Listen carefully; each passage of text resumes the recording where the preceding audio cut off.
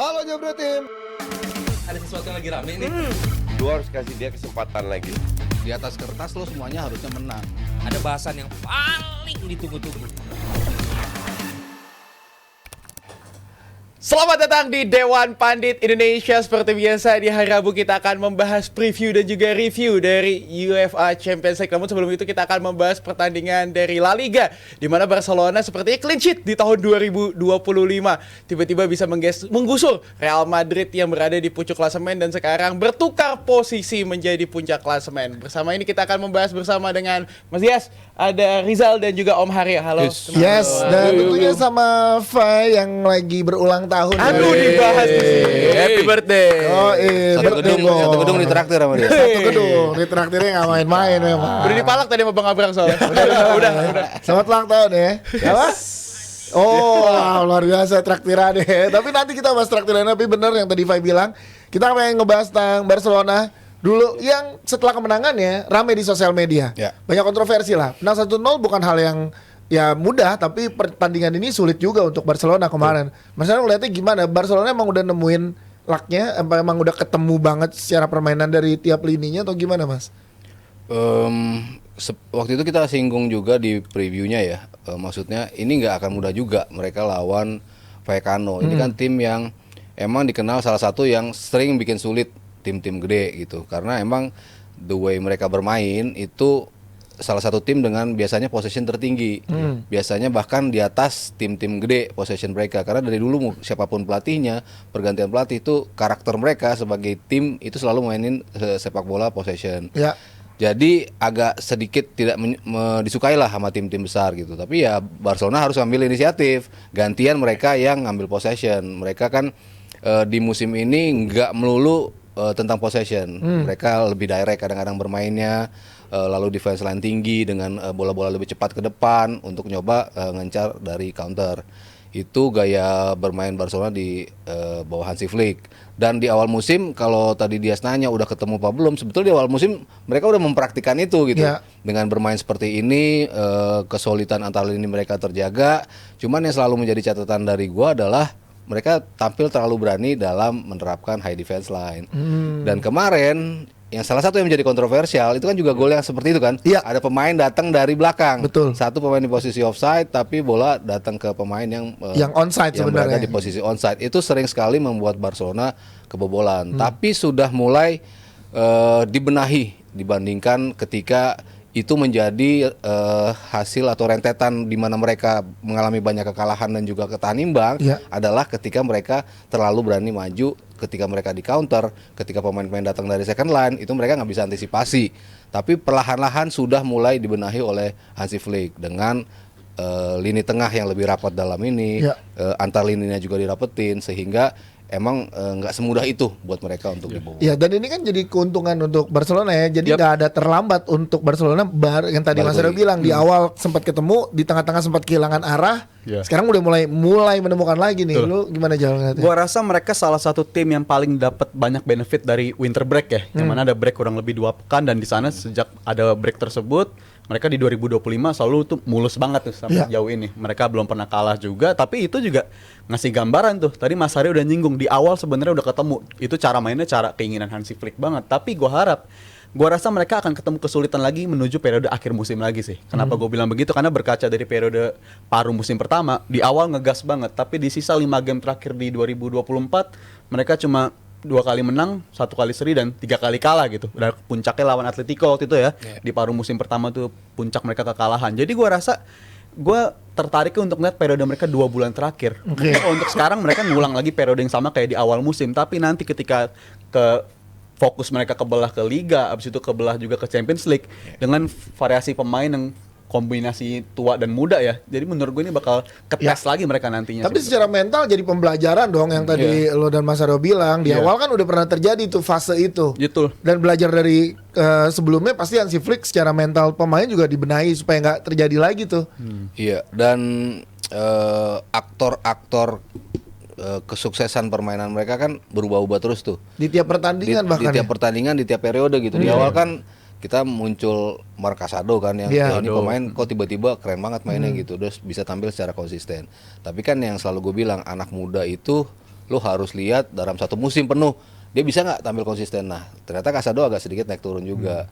Habis itu Frankie De Jong sempat bagus tapi sebagai pemain pengganti ketika start masih shaky juga. Nah sekarang udah nemuin nih si Frankie De Jong dari gaya bermainnya. Terus di lini depan pun seperti itu gitu. Ketika Lewandowski agak sedikit turun, pemain-pemain yang masuk sebagai pengganti yang diharapkan bisa mencetak gol juga. Ferran Torres salah satunya. Lo nggak suka-sukanya sama Ferran Torres, tapi ketika dia main tetap aja bisa nyumbang gol gitu. Jadi banyak sosok-sosok penting yang bisa membuat menambal ketika pemain-pemain yang tadinya diharapkan tampil konsisten itu nggak konsisten. Jadi ya tadi Rizal bilang keuntungan mereka dari ada break juga sehingga mereka bisa back on track. Tapi kita harus lihat kan, gue bilang juga di DPI kemarin akhir-akhir pekan juga di Bundesliga lagi di La Liga itu membuat beberapa fixturesnya Barcelona tuh emang sedikit mengkhawatirkan gitu. Mereka harus ada El Clasico juga.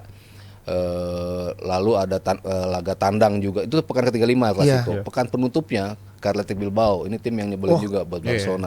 Nanti Maret pertengahan Maret mereka tandang ke kandangnya Atletico. Jadi masih ada laga tandang atau kandang melawan Sociedad, itu tim juga yang nyebelin juga buat mereka. Jadi laga-laga yang akan dihadapi Barcelona itu akan memperlihatkan karakter mereka nanti seperti apa nih sampai akhir musim mereka bisa tetap tampil konsisten apa enggak. Ya, untuk Barcelona sendiri ya ini tagline-nya keterbatasan bukan hambatan untuk juara. Ngomongin ke hambatan, sebenarnya emang hambatannya banyak banget untuk mereka di musim ini. Tim mana lagi yang lu di tengah jalan tuh pemain lu dieliminasi, suruh registrasi ulang kan?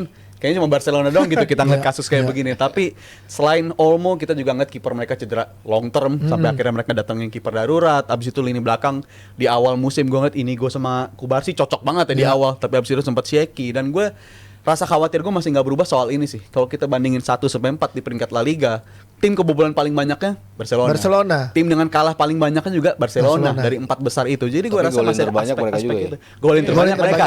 Dan itu yang ngebantu mereka di peringkat 1 sekarang karena superioritas hal tersebut. Tapi gue rasa small margin dari segi kebobolannya itu yang menurut gue masih bisa menghantui Barca di sisa musim ini sih. Karena kebobolannya lebih banyak dibandingkan kompetitor-kompetitor di 4 besar itu menurut gue soalnya. Iya, faktor terbesar dari Barcelona sebenarnya udah bisa di posisi seperti ini adalah rotasi. Dan salah satu pemain muda kemarin yang diberikan kesempatan adalah Hector Ford. Om Harry ngeliat Hector Ford kemarin bermain menghadapi Rayo Vallecano seperti apa?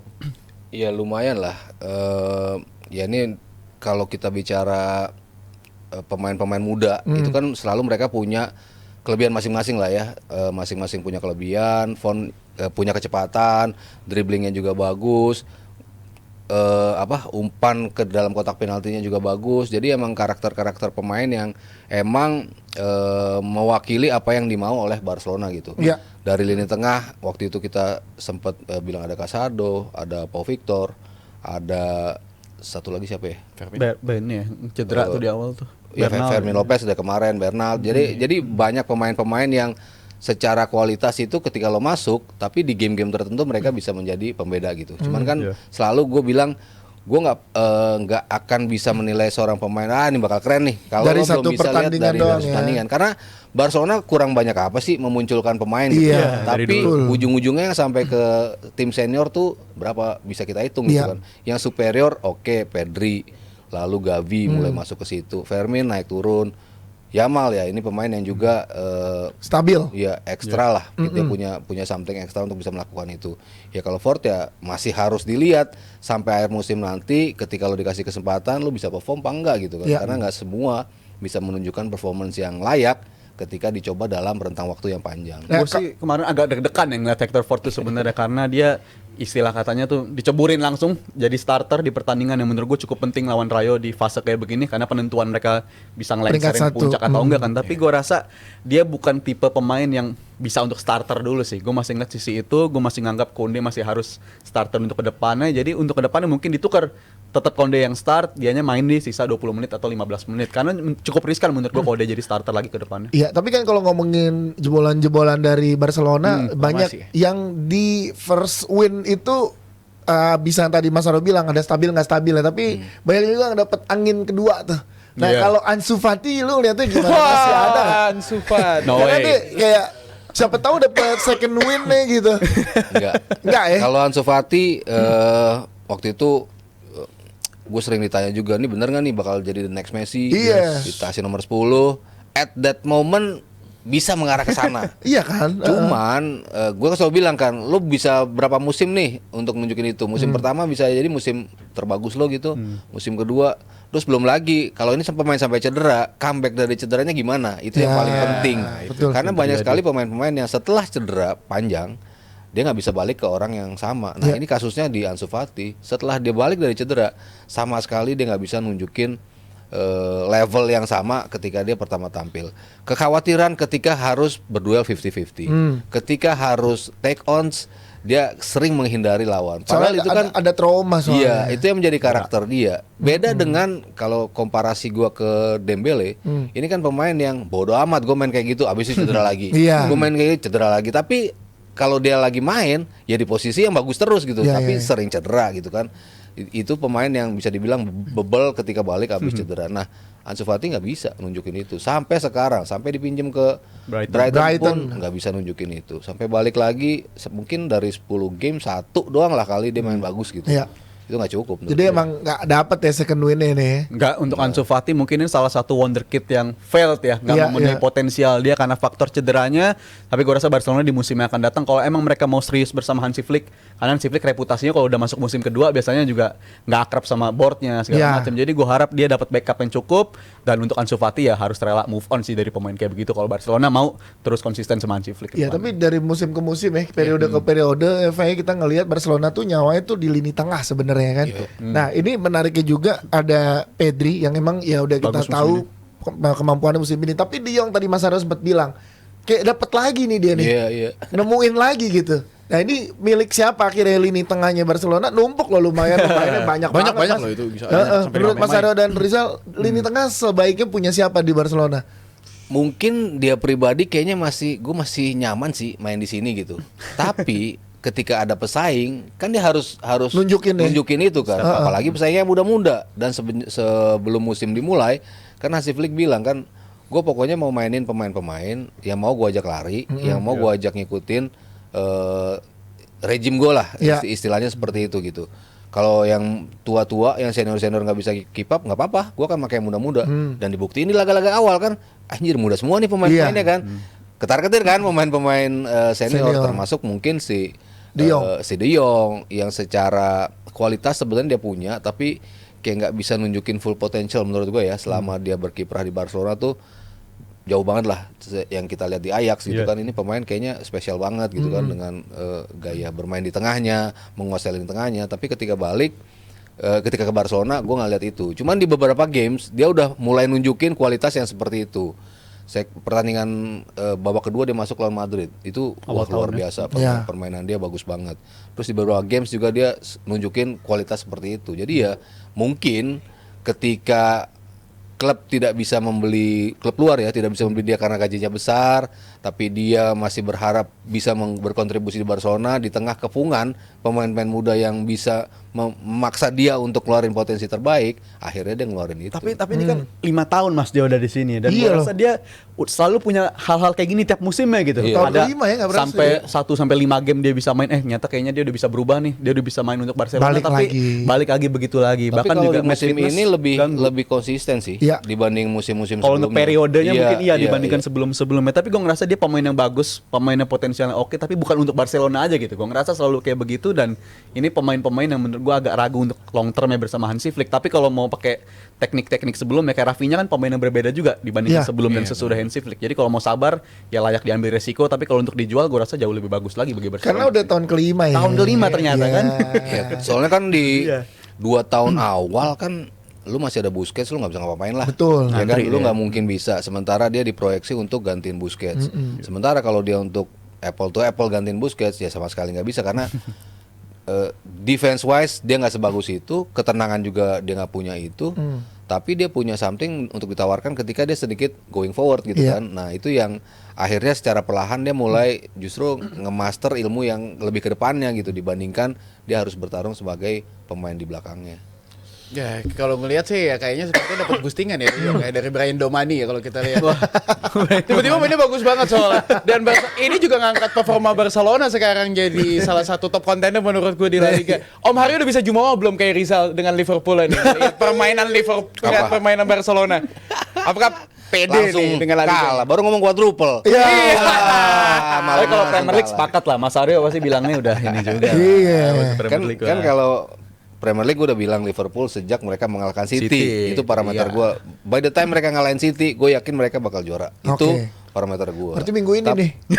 Enggak yang City yang Ini ketemu kemarin. lagi soalnya kan. Kita ketemu lagi minggu ini. Iya, yang ketemu kemarin itu dari situ aja gue udah bilang Oh, Liverpool. oke. Yakin. Wah, apalagi yang sekarang sih. Weh, itu. Tapi kalau Barcelona Apa parameter? dari awal musim sampai detik ini, gue masih bilang Madrid yang bakal juara. Masih Madrid? Iya. Ini kenapa emang Madrid kan juga lagi banyak masalah secara Betul. internalnya Tapi- juga. iya. Heeh. Tapi as long as mereka masih punya Ancelotti, as long as kualitas tim masih berada di peringkat 2 lah ya, Iya. sekarang bisa dibilang.